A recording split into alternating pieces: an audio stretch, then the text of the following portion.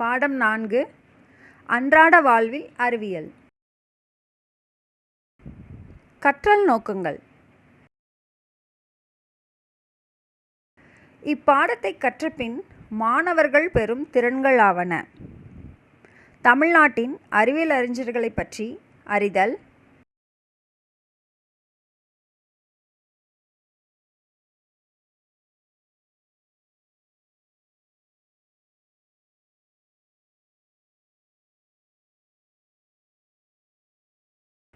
வானம் நீலம் நிறமாக தோன்றுவதற்கான காரணத்தை புரிதல்,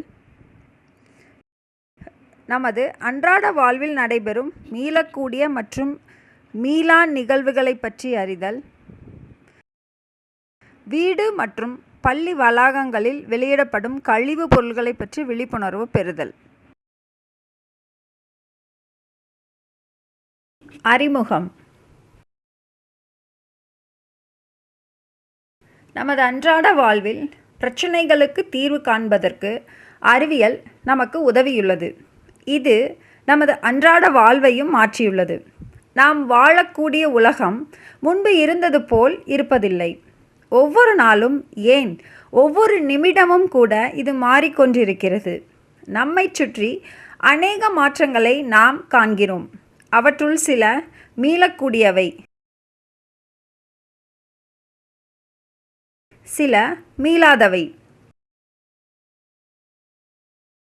கழிவுப் பொருட்களை எரிப்பது போன்ற மீளா வினைகளை நமது வீடு மற்றும் பள்ளி வளாகத்தை அசுத்தமடைய செய்கின்றன. கழிவுப் பொருட்களை நிர்வகிப்பது மற்றும் அவற்றை முறையாக அகற்றும் முறை பற்றி விழிப்புணர்வு நமக்கு தேவை. அவற்றை பற்றி இப்பாடத்தில் காண்போம். முதலாவதாக, தமிழ்நாட்டு அறிவியலாளர்கள். பண்டைய நாள்கள் முதலே தமிழ்நாடு நீண்ட அறிவியல் வரலாற்றை கொண்டுள்ளது.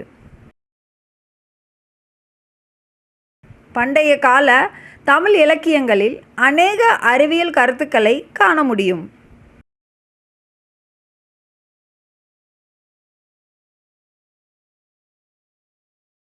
அறிவியலுக்கு பல்வேறு வகையில் பங்களித்துள்ள அறிவியலாளர்களை தமிழ்நாடு உருவாக்கியுள்ளது. தமிழ்நாட்டில் தோன்றிய பல்வேறு அறிவியலாளர்கள் மற்றும் அவர்களது பங்களிப்பு பற்றிய தகவல்களை கீழ்க்கண்ட அட்டவணை தருகிறது.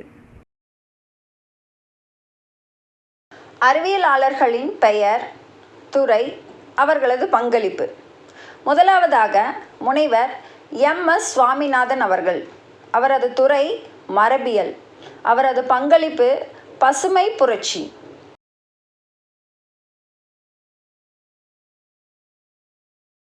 அடுத்ததாக, ஸ்ரீனிவாச ராமானுஜன் அவர்கள். அவரது துறை கணிதம். அவரது பங்களிப்பு கலப்பு எண்கள்.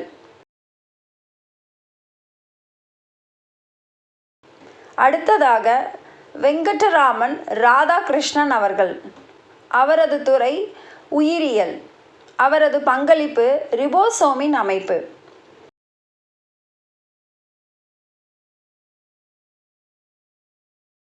அடுத்ததாக, முனைவர் ஏ.பி.ஜே. அப்துல் கலாம் அவர்கள். அவரது துறை வானூர்தி அறிவியல். அவரது பங்களிப்பு ஏவுகணை தயாரிப்பு.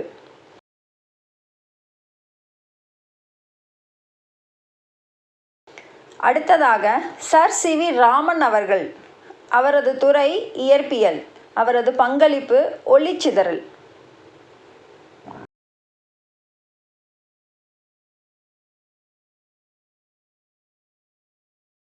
முதலாவதாக, சர் சி.வி. ராமன் அவர்கள் 1888 முதல் 1970 வரை. சந்திரசேகர வெங்கடராமன் 1888 ஆண்டு நவம்பர் 7 நாள் தமிழ்நாட்டில் உள்ள திருச்சியில் பிறந்தார்.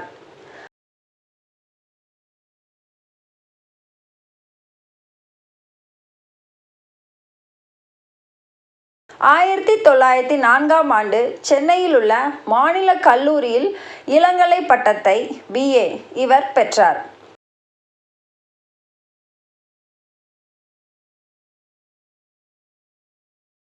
இயற்பியலில் முதலிடம் பெற்று தங்கப் பதக்கம் வென்றார்.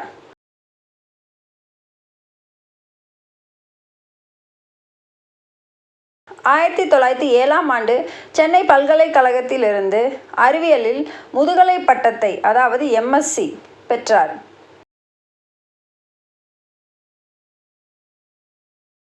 ஒளிச்சிதறல் பற்றிய அவரது ஆய்விற்காக 1930ஆம் ஆண்டு இயற்பியலுக்கான நோபல் பரிசை சர் சி. வி. ராமன் அவர்கள் பெற்றார்.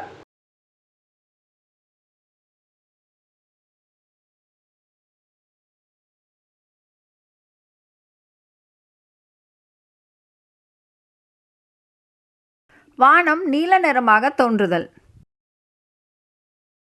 1921ஆம் ஆண்டின் கோடை காலத்தில் ஒரு நாள் மத்திய தரைக்கடலின் நடுவே சென்று கொண்டிருந்த கப்பலின் மீது சர் சி. வி. ராமன் அமர்ந்து கொண்டிருந்தார். வானம் நீல நிறமாக தோன்றுவதை கவனித்து கொண்டிருந்த அவர் அதற்கான காரணத்தை ஆராய்ந்தார். காற்றிலுள்ள வாயுக்கள் மற்றும் துகள்களால் தான் ஒளிச்சிதறல் ஏற்படுகிறது என அவர் தீர்மானித்தார்.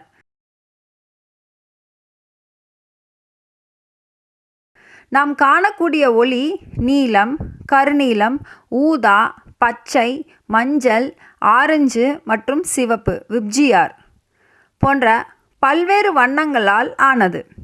இந்த நிறங்களுள் ஊதா நிறமே அதிக அளவு சிதறல் அடைகிறது. இக்காரணத்தினால்தான் அநேக நேரங்களில் வானம் நீல நிறமாக தோன்றுகிறது. சூரிய உதயம் மற்றும் மறையும் நேரங்களில் சூரிய கதிர்கள் நீண்ட தூரம் பயணிக்க வேண்டும். அவ்வாறு பயணிக்கும் போது சிவப்பு வண்ணத்தை தவிர பிற வண்ணங்கள் சிதறல் அடைந்து விடுகிறது. எனவே சூரிய உதயம் மற்றும் மறைவின் போது வானம் சிவப்பு நிறமாக தோன்றுகிறது.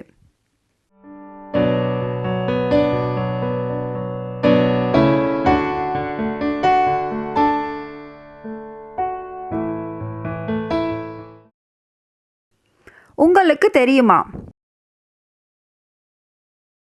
1928ஆம் ஆண்டு பிப்ரவரி 28ஆம் நாள் சர் சி. வி. ராமன் என்ற அறிவியலாளர் ராமன் விளைவை கண்டுபிடித்ததை நினைவு கூறும் விதமாக அந்த நாள் தேசிய அறிவியல் தினமாக கொண்டாடப்படுகிறது.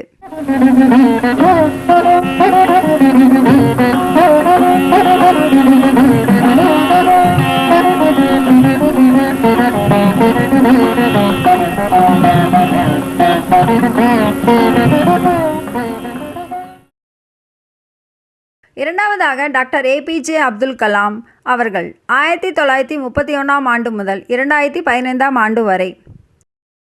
அவுல் பக்கீர் ஜைனுலாபுதீன் அப்துல் கலாம் ஓர் வானூர்தி அறிவியலாளர். அவர் 1931ஆம் ஆண்டு அக்டோபர் 15ஆம் நாள் தமிழ்நாட்டில் உள்ள ராமேஸ்வரத்தில் பிறந்தார். 1954ஆம் ஆண்டு திருச்சியில் உள்ள புனித வளனார் கல்லூரியில் அறிவியலில் இளங்கலை பட்டம் அதாவது BSc பட்டம் பெற்றார். 1960ஆம் ஆண்டு சென்னையில் உள்ள மெட்ராஸ் தொழில்நுட்ப நிறுவனத்தில் வானூர்தி பொறியியல் அதாவது ஏரோநாட்டிக்கல் என்ஜினியரிங் பட்டம் பெற்றார். அவர் இந்தியாவின் ஏவுகணை தயாரிப்பு திட்டப் பணிகளை மேற்கொண்டதால் இந்தியாவின் ஏவுகணை நாயகன் என அழைக்கப்பட்டார். இந்தியாவின் குடியரசுத் தலைவராகவும் 2002ஆம் ஆண்டு முதல் 2007ஆம் ஆண்டு வரை பதவி வகித்த அவர் மக்களின் குடியரசுத் தலைவர் என அழைக்கப்பட்டார்.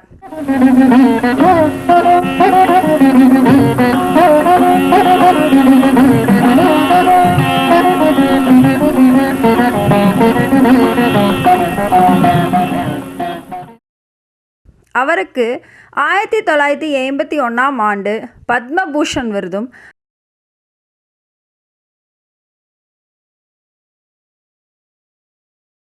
1990ஆம் ஆண்டு பத்ம விபூஷன் விருதும்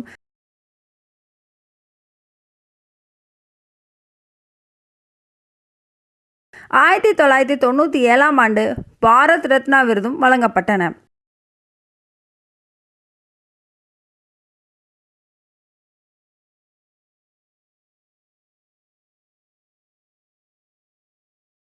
அக்னி சிறகுகள், இலக்கு 2020, மற்றும் எழுச்சியூட்டும் எண்ணங்கள் போன்ற புத்தகங்களை இவர் எழுதியுள்ளார். ஒரே ஒரு ஊரு ராமேஸ்வரம் பேரு, ஒரே ஒரு ஊரு ராமேஸ்வரம் பேரு. கடல் காத்து காட்டும் இந்த கதைய கொஞ்சம் பாரு, கதைய கொஞ்சம் பாரு. சேவல் மொழிக்கும் முன்ன பிறக்குறானே கண்ண, இந்த சிறுவனோட கதைய கேளு, எழுப்பிடுவண்ண எழுப்பிடுவண்ண.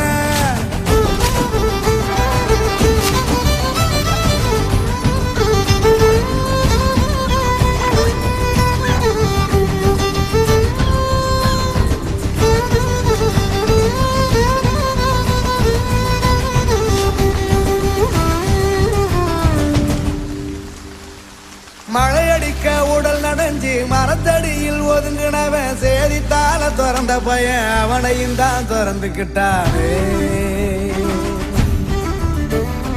ஒரு விமானம் பத்தி ஒரு பத்தி ஒண்ணு அதில் இருக்க பக்கம் இருந்த படத்தை அவன் வெட்டி வீட்டில் ஒட்டிக்கிட்டானே. கடல் காத்தில் ஏவுகண பறக்குமே, அவன் கனவு எல்லாம் எண்ணிக்காச்சு பழிக்குமே. முதக்கீத்து வீடு முன்னே மொத்த சேதி படிச்சிடுவான், மிச்சம் இருக்கும் காகிதத்தில் ஏவுகண மடிச்சிடுவான். ஏலாரங்கடியோ ஏலாரங்கடியோ ஏலாரங்கடி ஏலாரங்கடியோ ஏலாரங்கடியோ ஏலாரங்கடியோ ஏலாரங்கடி ஏலாரங்கடியோ. புயலு காத்த எழுத்துக்கிட்டு மேக மேல ஏறிக்கிட்டு பருந்து ஒண்ணு பறந்திடத்தான் பார்த்து நின்னானே.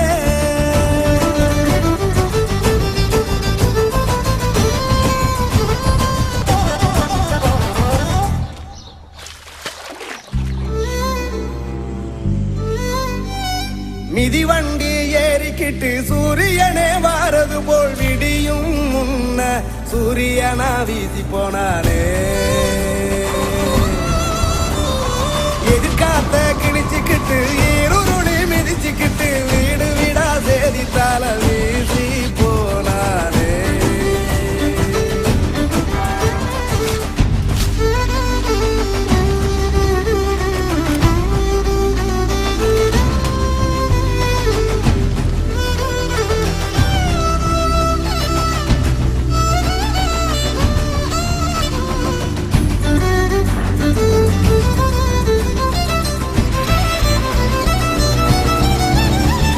சேதித்தால முதலாளா துறக்கிறதும் துறக்கிறதும் கனவுக்குள்ள கனவு கட்டி இருக்கிறதும்.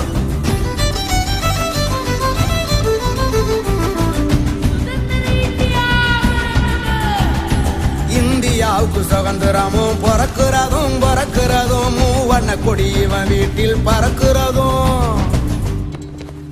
இரும்பு பறவை ஓட்டத்தான் தேர்வு ஒண்ணு எழுதுனா, இறுதி சுற்றில் தோத்துத்தான் சோகத்தில திரும்புனா.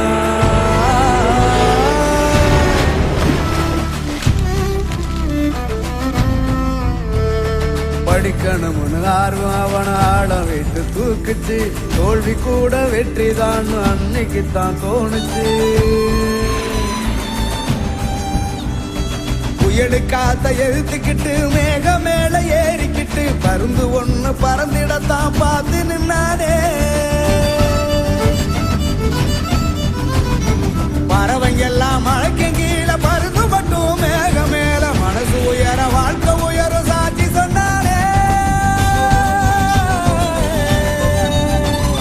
சேதித்தாடு போட்டவரே தலைப்பு சேதியான கதை, குடியரசு தலைவராகி கொடியேற்றினது இந்த கதை. உலக நம்ம வியந்து பார்க்க தலை நின்று நாம நிற்க இளைஞரெல்லாம் விழிச்சு கனவு காண சொல்லும் இந்த கதை.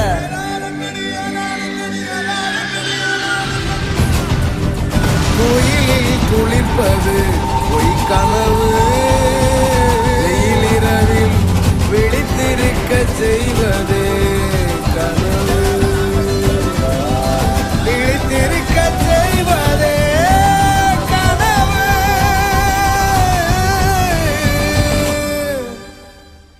விழித்திருக்க செய்வதே கனவு.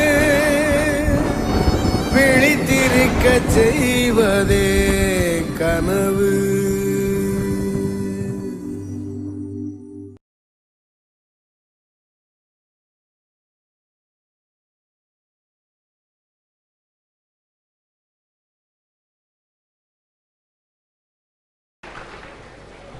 இந்த நாட்டின் நதிகளை இணைக்க முடியுமா? முடியாது என்று சொல்லுவர்கள் தான் நம் நாட்டில் ரொம்ப அதிகம். கரிகாலன் முடியாது என்று நினைத்திருந்தால் தமிழ்நாட்டில் கல்லணை கிடையாது.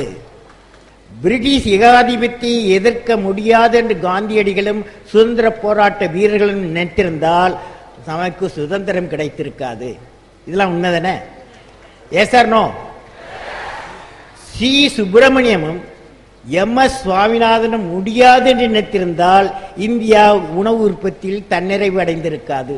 அவர் கொரியன் முடியாது நினைத்திருந்தால் இந்தியா வெண்மை புரட்சி அடைந்திருக்காது. விக்ரம் சாராபாய், என்னுடைய குரு விக்ரம் சாராபாய் முடியாது நினைத்திருந்தால் இன்று செயற்கோளை இந்தியா ஏவி இருக்க முடியாது. முடியாது என்ற நோய் நம்மிடம் பல பேரிடம் அதிகமாக உள்ளது. அது ஒரு நோய். அது முடியும் என்று நம்பும் மனிதனால் தான் வரலாறு படைக்கப்பட்டிருக்கிறது. முடியும் என்பவர்களால் தான் வரலாறு படைக்கப்பட்டிருக்கிறது.